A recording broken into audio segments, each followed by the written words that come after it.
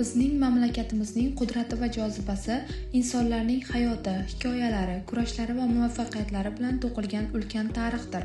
Bu tarix ichida ijtimoiy sohasi alohida o'rin tutadi. Bu nafaqat eng zaif qatlam uchun ijtimoiy himoya yaratdi, balki ijtimoiy harakatchanlikka to'sqinlik qilayotgan tizimlarga qarshi ham kurashdi. Bu taqdimot ijtimoiy tarixdagi buyuk asoschilarga bag'ishlangan safar. Ular bizning kasbimizga advokatsiya, hamdardlik va adolat iplarini birinchi bo'lib olib kirgan insonlardir. Agar ijtimoiy ish olami bir markaz atrofida aylanadigan bo'lsa, bu albatta Jane Addamsdir. U o'z davrining eng yetakchi islohotchisi va butun umri davomida ijtimoiy adolat tarafdori bo'lgan. 1889-yilda u Chikagoda mashhur Hull House posyolkasini tashkil etdi.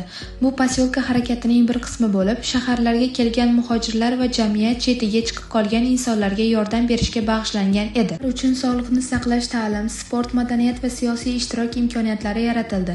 Posyolkalar muhojirlarning nuqsonlarini emas, balki ularni qashshoqlikka olib kelgan tizimiy sabablarni o'rganardi. Shiddatdan qochish kabi ijtimoiy hollarga yechim izlashgan. Bu tadqiqotlar keyinchalik ijtimoiy siyosatning shakllanishiga asos bo'ldi.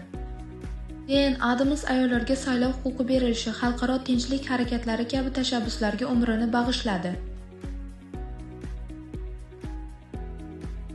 1931-yilda u Nobel tinchlik mukofotiga sazovor bo'ldi. Bu mukofotni olgan ilk ayol edi, ammo AQShning o'ziga uning passivistlik qarashlari uni eng xavfli ayollardan biri sifatida tanitdi.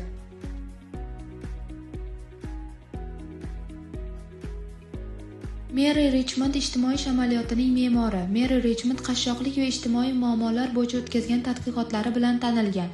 Uning Ijtimoiy tashxis nomli kitobi ijtimoiy ish bo'yicha individual yondashuv hozirgi shaxsga yo'naltirilgan g'amxo'rlikning asosini yaratdi. Ikkinchi jahon urushi davri ijtimoiy ishchilarga o'z mahoratini amalda ko'rsatish uchun katta imkoniyatlar yaratdi. Ular Qizil Xochning uy xizmatlari, harbiylar va ularning oilalariga yordam ko'rsatish tizimida faol ishlashdi. Richmondning eng muhim g'oyasi yordam biryoqlama bo'lmasligi, ijtimoiy ishchi insonning kuchli tomonlari bilan hamkorlikda yechim yaratishi kerakligidir.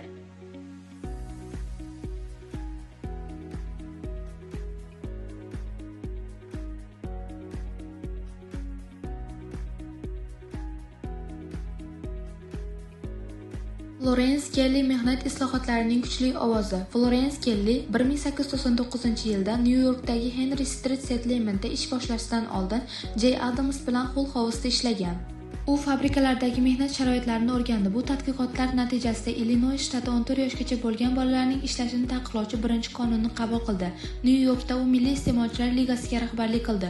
U oq yorliq tizimini joriy qildi. Bu yorliq faqat mehnat qonunlariga rioya qilgan korxonalarga berilardi.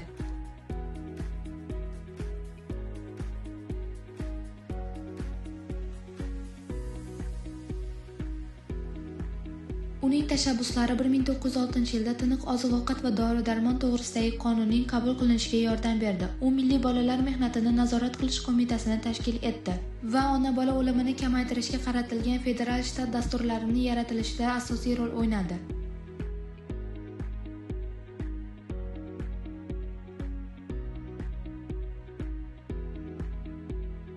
Robert Hunter bolalar mehnatini fosh etgan inson.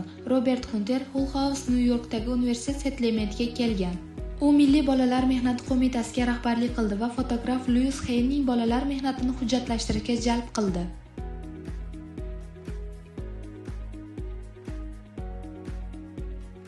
(1908–1912) yillar davomida Hayning suratlari Amerikaning eng mashhur tarixiy fotosuratlariga aylandi. Bu suratlar iqtisodiyot har qanday yoshdagi odamdan foyda olishga urinayotganini yaqqol ko'rsatdi. Ular ko'plab shtatlarda bolalar mehnatini taqiqlovchi qonunlarning qabul qilinishiga turtki berdi. Federal hukumat bunday qonunni faqat 1938-yildagina qabul qildi.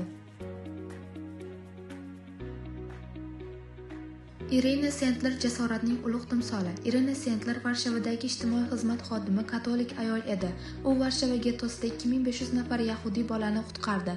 Sanitariya tekshiruvi bahosi bilan kirib bolalarni yashirincha olib chiqardi. Ba'zan ularni qadoqlangan yuk sifatida chiqarishga to'g'ri kelardi. U bolalarning ismlarini bankada saqlab borardi. Shunda tirik qolgan qarindoshlari topib olishlari mumkin bo'lsin. 1999-yilda kanzaslik o'quvchilar uning hayoti bilan tanishib, unga yuzlab maktublar yozishdi. Ular Polshaga borganda Irena ularga taqinchoq sovg'a qilib, "Qayerda bo'lmang, hayot sizni qayerga olib bormasin, mening qalbimdan bir bo'lak siz bilan bo'ladi" dedi. Tibbiyot va ijtimoiy ishning birlashuvi 1900-yillar.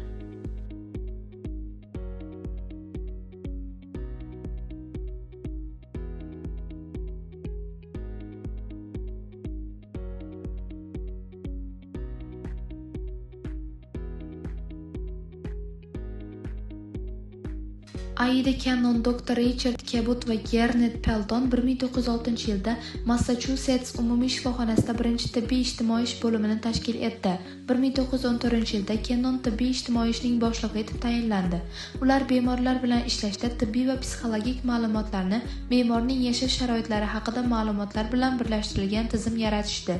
Dr. Cabot bemorlarni davolashda uning yashash muhiti va ijtimoiy omillar hisobga olinmas ekan, sog'lig'ini tiklanmasligini ta'kidlardi.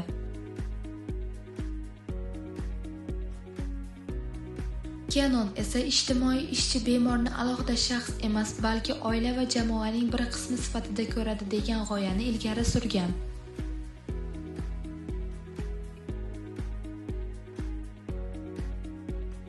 Tibbiy-ijtimoiy ishning kengayishi Kolumbiya universiteti 1904-yilda Presbiterian shifoxonasi nevrologiya institutiga ijtimoiy ishchi hamshiralarni tayinladi. O'sha yili Nyu-Yorkda ijtimoiy yordam maktabi tashkil etildi. Bu hozirgi Kolumbiya ijtimoiy ish maktabi. 1920-yillarda Kolumbiya Presbiterian tibbiyot markazi ijtimoiy ish bo'limini ochdi. Janet Thornton 1924-yilda bo'lim direktori bo'ldi. 1937-yilda u Tibbiy parvarishli ijtimoiy omil nomli kitobini chop etdi.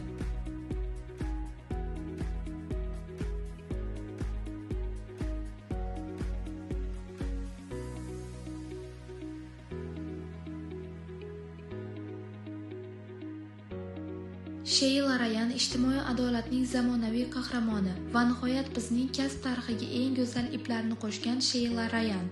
U 2013-yil 20-yanvarda saraton kasalligidan vafot etdi. U bor yo'g'i 18 yoshida ijtimoiy adolatga bag'ishlangan faoliyatini boshlagan edi. U Freedom Summer aksiyalarida qatnashdi, saylov huquqlari uchun kurashdi. U Oq uy oldidagi ilk sit-in norozilik harakatida hibsga olingan. Hibsxonada u savodxonlik dasturini tashkil etdi. 1980-yillarga yaqin Sharqda tinchlik bo'yicha ishladi. Jurnalist sifatida yozdi, radio olib bordi. U Kolumbiya universitetida ijtimoiy ish va jamoat salomatligi bo'yicha 2 magistr darajasini oldi. Keyin esa AIDS va boshqa maxsus ehtiyojli bolalar bilan ishlaydigan klinikaga rahbarlik qildi. Sheila ko'plab psixologiya qo'llanmalari uchun boblar ham muallifi bo'lgan. Dr. Ueran uning dafn marosimida u insoniylik va nozik zehniga tayanib kurashgan jangchi edi dedi. Dr. Haymes esa uni bemorlar tomonidan sevilgan va ishonilgan haqiqiy ijtimoiy ishchi deb esladi. 1999-yildagi suhbatida Sheila klinika bemorlariga shunday ta'riflagan: "Jamiyat bu odamlarni keraksiz deb hisoblaydi. Ular ko'p marta ezilgan, travma olgan, oilalari parokanda bo'lgan, lekin ular taslim bo'lmaydi. Ularning yashash irodasi nafaqat jismonan, balki inson sifatida yashash irodasi biz uchun ilhom manbaidir."